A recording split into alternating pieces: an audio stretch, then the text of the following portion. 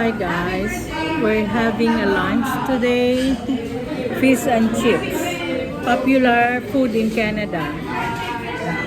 Fish and chips with it's a can. Fish and chips. You see, it's a fish and chips and tartar sauce. Tartar sauce, coleslaw, tartar sauce, coleslaw, and quinoa. They said they have quinoa.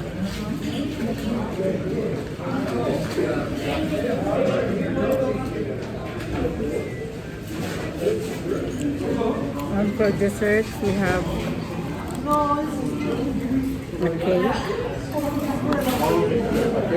and muffins, blueberry muffins.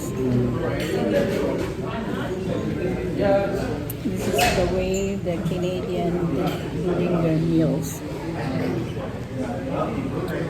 So if you wanna try all the different kinds of food, some people they love tartar sauce. And coleslaw is a popular also salad. Coleslaw is a coleslaw salad. Are you done?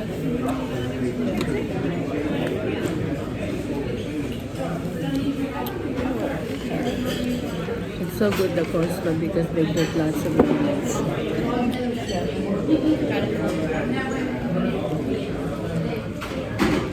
And I like fish.